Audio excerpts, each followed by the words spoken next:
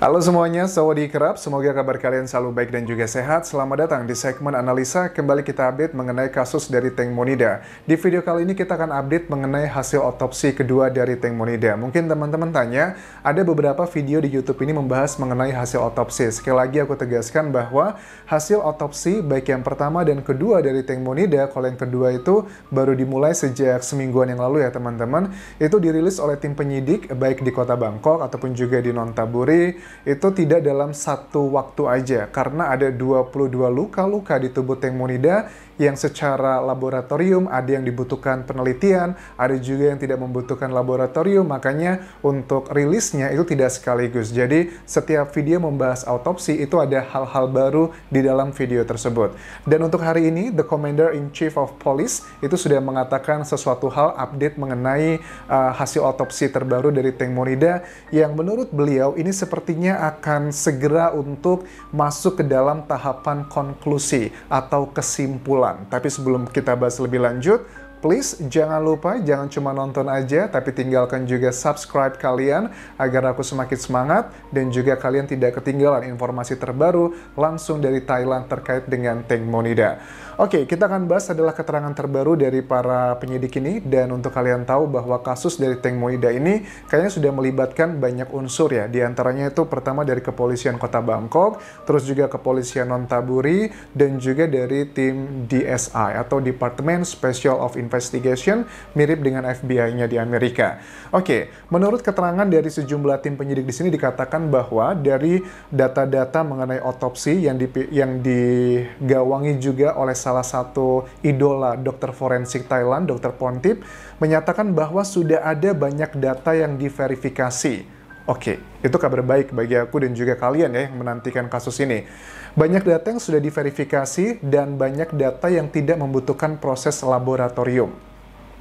Tapi ada beberapa isu yang masih membutuhkan pendalaman, misalnya luka di paha dan di area kemaluan, karena ini membutuhkan penyidikan lebih dalam dan melibatkan adalah laboratorium prosesnya. Oke, kita bahas adalah mengenai data yang sudah diverifikasi. Oke, kemarin kan kalau kita lihat Dr. Pontip beserta jajaran tim Komnas Hak Asasi Manusia di Thailand, itu kan datang ke kantor kepolisian di Nonthaburi untuk memfoto-foto dari speedboat yang dipakai Teng Monida malam hari itu. Memfoto-foto itu adalah salah satu bagian yang tidak membutuhkan proses laboratorium. Misalnya luka-luka yang identik dengan benda tajam. Kan kita tahu ya di Teng Mo itu ada luka tidak melulu yang panjang tersebut 30 cm di paha kanannya, tapi juga ada di pergelangan tangan, di kaki, di jari, terus juga di kepala, terus juga di mata, di pipi, di leher. Itu adalah bagian-bagian yang menurut aku tidak membutuhkan proses laboratorium. Bahkan kalian masih ingat keterangan dari Dr. Pontip di awal kasus ini muncul, dan dia sudah official mendapatkan undangan untuk menjadi salah satu bagian tim dari 15 dokter yang melakukan otopsi ini. Beliau mengatakan sebenarnya begini, kita itu nggak perlu melakukan benar-benar otopsi lagi, dibedah lagi itu nggak perlu. Alasannya adalah karena tubuh Teng Monida sudah dibam, diberikan formalin, yang artinya itu akan kesulitan untuk melihat tubuh awalnya, jenazah awalnya seperti apa, itu kemungkinan besar sudah berubah, dan tidak usah khawatir, ternyata kan sudah diambil foto-fotonya, yang foto-foto ini juga menjadi perdebatan di masyarakat Thailand, karena salah satu tim forensik juga yang khusus mengambil foto-foto tersebut, kalau nggak salah dari Universitas Chulalongkorn ya, atau Thammasat yang aku ingat waktu itu, mengatakan bahwa tubuh Teng Monida pada saat difoto sebelum dibersihkan dan sesudah dibersihkan, itu sangatlah jauh berbeda. Maksudnya gimana, Anjas? Jadi pada saat tubuh Teng Monida ditemukan ya, itu kan kalian sudah banyak yang melihat karena foto-fotonya tersebar di internet, itu kan sangat dramatis, sangat you know lah, you name it. Tapi keterangan dari beliau ya, merupakan tim forensik yang mengambil foto-foto itu, mengatakan pada saat dibersihkan tuh tubuhnya beda banget gitu, itu adalah efek dari kotoran dan sebagainya. Tapi menurut aku pada saat Dr. Pontip menyatakan tidak perlu dilakukan otopsi ulang lagi secara dibedah-bedah begitu, karena ada foto-foto yang sudah clear. Misalnya ada luka biru-biru yang kalau di foto-foto di internet kan ada di punggung, ada di pipi, di mata. Itu menurut aku adalah luka-luka yang walaupun dibersihkan dengan air dan bersih, itu tetap tidak hilang sih menurut aku, dan itu juga menjadi salah satu penyidikan dari tim otopsi yang kedua ini. Nah, kemudian kalau aku melihat yang berikutnya, data-data lainnya yang membutuhkan laboratorium adalah mengenai luka di paha dan juga di area kemaluan atau genital area dari Tengmonida. Di luka di paha ini adalah hal yang sangat visi, teman-teman. Ini adalah bagian yang menurut aku akan segera direvisi oleh tim otopsi kedua ini. Karena otopsi pertama kan mengatakan luka di paha itu karena baling-baling. Menurut aku, di otopsi kedua Tengmonida akan ada beberapa hal yang direvisi dan ada beberapa hal yang sifatnya ditambahkan. Which is ini adalah hal yang normal yang terjadi di banyak kasus ya tentang meninggal seperti ini. Itu kan ada beberapa kasus yang misalnya di Subang. Di Subang itu pembunuhan ibu dan anak dilakukan juga 2 otopsi. Nah, otopsi yang kedua ada beberapa hal yang disampaikan, salah satunya adalah ada revisi waktu kematian, yang which is itu sangat fundamental dengan alibi. Dan untuk otopsi kedua ini menurut analisaku adalah akan ada beberapa hal yang direvisi, termasuk adalah luka panjang 30 cm di paha kanan Tengmonida, plus juga beberapa hal yang akan ditambahkan dari otopsi kedua. Karena suka nggak suka ya, ada banyak hal yang nggak masuk akal. Otopsi itu kan bukan proses yang bim salah bim, tetap menggunakan intelligence, kecerdasan, tapi kecerdasan juga kan tidak mungkin akan berlawanan dengan panca indera kita. Jelas-jelas ada luka yang seperti itu, kok dibilangnya adalah hal ini, itu kan hal yang memang harus ada expertise yang mengatakan itu, tapi juga nggak bisa bertentangan dengan logika berpikir manusia. Oke, luka itu adalah sudah beberapa kali aku bahas di paha, kalian bisa cek di video-video sebelumnya, lebih detail di situ. Yang kedua adalah yang menarik adalah mengenai area kemaluan. Ini menurut aku juga yang menjadi kemungkinan besar akan terjadi revisi. Kalau di otopsi pertama dinyatakan bahwa tidak ada indikasi terjadinya harassment atau pelecehan ya. Tapi kenapa di otopsi kedua ini pun dilakukan kembali untuk penyidikan otopsi di area kemaluan Tengmonida dan lagi menunggu hasil laboratorium. Nah, jadi ada dugaan kan, kalau di otopsi pertama udah nggak ada harassment, sudah jelas clear gitu.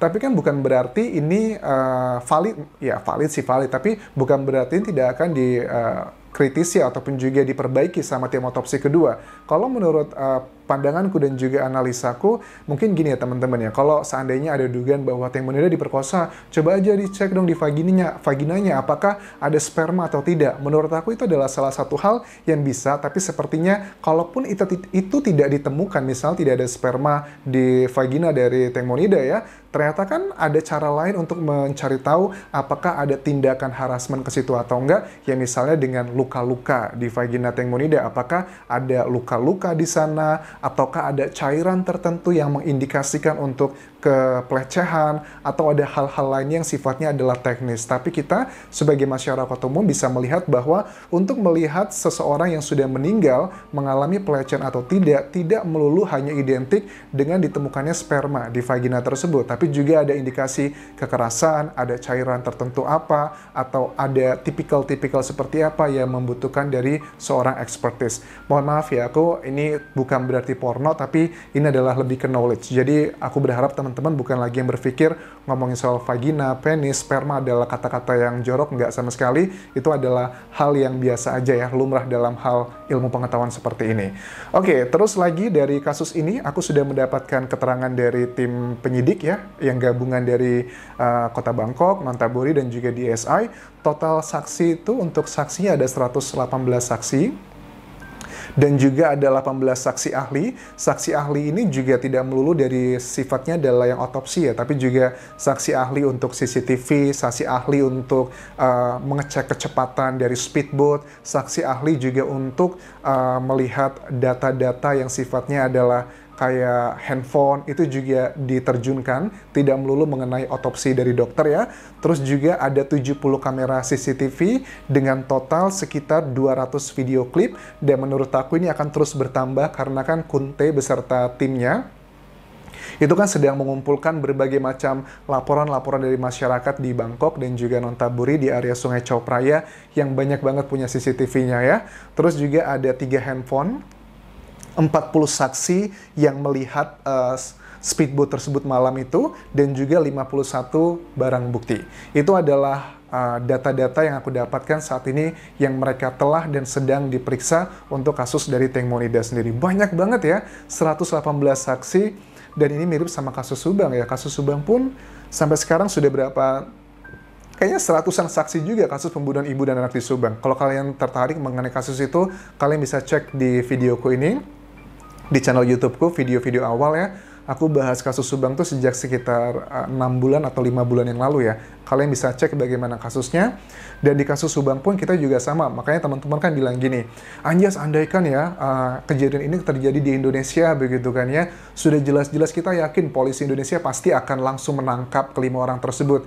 Jangan salah, kasus Subang pun juga sama teman-teman. Maksudnya aku bukan berarti membela polisi Thailand atau menjelek-jelekan polisi Indonesia, sama sekali enggak. Karena ini untuk mengcounter beberapa teman-teman yang komentar, wah payah nih polisi Thailand kalah sama Indonesia. Gak juga, ini adalah prosesnya, ini masih sebulan kasus di kasus Teng Monida tuh baru sebulan lebih 2 hari ya. Tapi ada kasus juga di Indonesia, kasus pembunuhan ibu dan anak di Subang yang jenazahnya itu mayatnya ditemukan di mobil Alphard warna hitam, itu sudah lebih dari 7 bulan juga belum ada ujungnya teman-teman. Jadi please jangan pernah membandingkan hal-hal yang seperti ini, ujung-ujungnya adalah untuk menjelek-jelekan salah satunya. Karena bagi aku setiap kasus tuh punya tingkat kesulitannya masing-masing dan punya challenge-nya masing-masing. So that's it yang bisa aku bahas mengenai update hasil otopsi hari ini. Di video berikutnya aku akan bahas adalah ada 2 hal. Pertama, ini adalah rekaman suara yang kalian kirimkan lewat Instagramku, suara dari tim SAR yang saat itu menerima laporan dari saksi-saksi 5 orang tersebut yang katanya akan menolong Teng Monida. Aku bandingkan dengan rekaman CCTV pada saat tim SAR datang ke Sungai Chao-Phraya. Itu akan menarik banget, ada sesuatu hal yang menurut aku agak unik dan juga menarik untuk kita bahas bersama. Itu di video berikutnya ya. Sampai ketemu lagi. Tinggalkan like kalian, tinggalkan komen kalian, dan juga please subscribe channel YouTube ini serta follow Instagramku di Anjas di Thailand. Kapan kerap semuanya. Bye-bye.